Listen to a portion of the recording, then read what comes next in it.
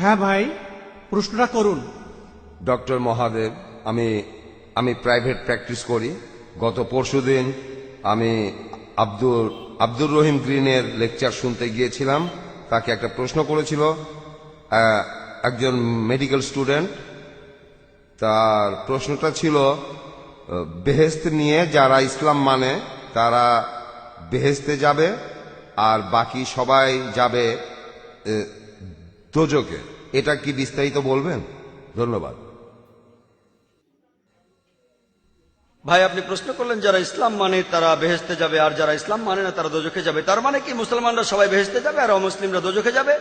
ভাই, কি করলে বেহেশতে যাবেন সেই কথাটা রয়েছে সূরা আসরে 1 নম্বর আয়াত থেকে 3 নম্বর আয়াতে বলা হয়েছে, ইন্নাল ইনসানা লাফি খুসর ইল্লাল্লাযিনা আমানু ওয়া আমিলুস সলিহাতি ওয়া তাওয়াসাউ বিল হাক্কি ওয়া তাওয়াসাউ বিস সাবর।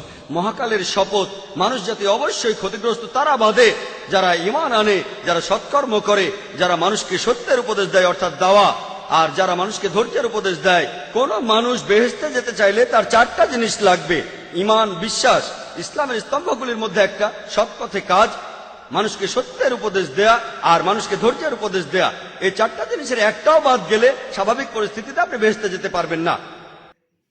শুধু আপনার নাম আব্দুল্লাহ, মোহাম্মদ, সুলতান বা জাকির হলে আপনি বেহেশতে যেতে পারবেন না। শুধু মুখে মুসলিম দাবি করলে বেহেশতে যাবেন না। আমি আমার লেকচারেও বলেছি, পবিত্র কোরআনে সূরা আনকাবুতের 2 নম্বর আয়াতে উল্লেখ করা আছে, আমি ঈমান এনেছি কথা বললেই, আমি মুমিন কথা বললেই তোমরা কি মনে করো তোমরা বেহেশতে যেতে পারবে? আল্লাহ তোমাদের অবশ্যই পরীক্ষা করবেন। তাহলে নিজেকে মুসলিম দাবি করলেই আপনি বেহেশতে চলে যাবেন না। যে লোকটা ইসলাম ধর্ম পালন করে, ইসলাম শব্দটা এসেছে আরবি শব্দ সালাম থেকে, যার অর্থ শান্তি। এর আরেকটা অর্থ ঈশ্বরের কাছে নিজের ইচ্ছাকে সমর্পণ করে দেয়া। যে লোক আল্লাহর কাছে নিজের ইচ্ছাকে সমর্পণ করে দেয় সেই হলো মুসলিম। তাহলে যে লোক ঈশ্বরের কাছে নিজের ইচ্ছাকে সমর্পণ করে, তার নাম যাই হোক না কেন, সে বেহেশতে যাবে। তাহলে বেহেশতে যেতে হলে ঈমান থাকতে হবে। সবগুলো স্তম্ভের কথাই বলেছি। একজন সৃষ্টিকর্তা আছেন, নবী রাসূল আছেন, তারপর পরকাল আছে, কিতাব আছে ইত্যাদি। ভালো সব কাজ করা আর মহান স্রষ্টার কাছে নিজের ইচ্ছাকে সমর্পণ করা। আপনি যদি স্রষ্টার কাছে নিজের ইচ্ছাকে সমর্পণ করেন, আরবিতে সেটাকেই বলা হয় ইসলাম ধর্ম। তার মানে এই না যে আপনি পাকিস্তান বা সৌদি আরবে থাকলে বেহেশতে যাবেন না। সৌদি আরবের সব লোক আর পাকিস্তানের সব লোক আল্লাহ মালুম, তিনি জানেন সবাই বেহেশতে যাবেন কিনা।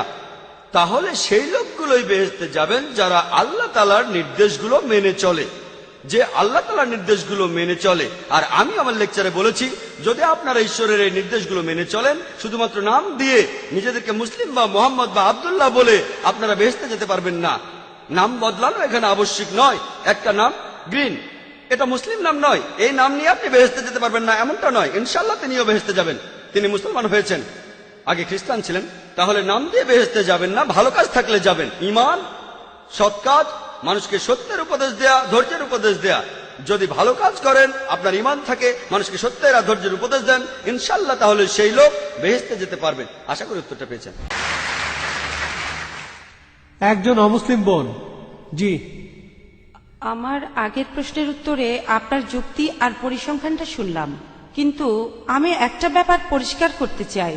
সম্ভবত আগের দিনগুলোতে যুদ্ধ হলে পুরুষরাই যুদ্ধের ময়দানে যেত, পরিবারের হয়ে উপার্জন করত, কিন্তু এখন সময় বদলেছে আর সম্ভবত ভবিষ্যতে এই পরিস্থিতি আরো বদলাবে। মহিলারা যুদ্ধে যাবে, এখনকার দিনে মহিলারা চাকরি বাকরি করছে, আর হতে পারে মহিলাদের মৃত্যুর হার আরো বাড়বে। আর সেরকম সময়ে আসলে তখন কি একথা বলা যাবে যে হ্যাঁ, পুরুষ মানুষের মাত্র একজন স্ত্রী থাকা উচিত? এই ধর্মগুলো আসলে পৃথিবীর মানুষের জন্য, ঈশ্বরের জন্য না। বোন, আপনি খুব ভালো প্রশ্ন করেছেন। আগেকার দিনে যুদ্ধের সময় বেশি পুরুষ মারা যেত, আমি আপনার সাথে একমত।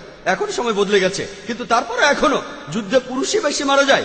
গালফ ওয়ারে বেশি পুরুষ মারা গেছে, আফগানিস্তানে পুরুষ মারা গেছে বেশি, ভিয়েতনাম যুদ্ধে বেশি পুরুষ মারা গেছে। তবে আগেকার দিনে যত বেশি মারা যেত, এখন তত বেশি মারা যায় না, আমি একমত।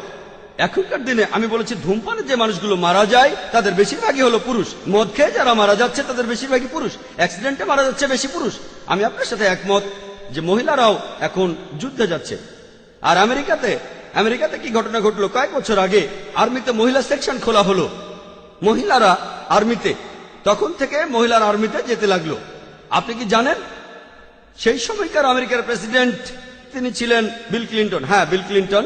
তিনি পার্লামেন্টে ক্ষমা চেয়েছিলেন। আপনি জানেন 96 জন মহিলা ধর্ষিত হয়েছিল তাদের সুপিরিয়রের কাছে। তিনি পার্লামেন্টের ভেতরে ক্ষমা চেয়েছিলেন। বেশিরভাগ মহিলাদের যারা যুদ্ধ করতে গিয়েছিল তাদের সুপিরিয়ররাই তাদের ধর্ষণ করেছে। যখন আপনি কাঁধে কাঁধ মিলিয়ে যুদ্ধ করবেন তখন কি হবে? এটা হলো পরিসংখ্যান, এটা হলো আমেরিকান পরিসংখ্যান। সমস্যা হলো আমি একমত, আমি আপনার দৃষ্টিভঙ্গির সাথে একমত। আপনার প্রশ্নটা নিষ্পাপ, কারণ আপনি পরিসংখ্যানটা জানেন না। আপনি কি জানেন? আমি জানি মহিলারা এখন চাকরি করছে আমেরিকাতে। জানেন আমেরিকাতে প্রত্যেক দিন 1996 সালের পরিসংখ্যান অনুযায়ী ডিপার্টমেন্ট অফ জাস্টিস বলছে প্রত্যেক দিন 2730 জন মহিলা ধর্ষিত হয়েছে। প্রতি 32 সেকেন্ডে একজন মহিলা ধর্ষিত হচ্ছে। আমরা গত 3 ঘন্টা ধরে এই অডিটোরিয়ামে আছি, গত 3 ঘন্টায় 300-এরও বেশি মহিলা আমেরিকাতে ধর্ষিত হয়েছে যখন আমরা এখানে।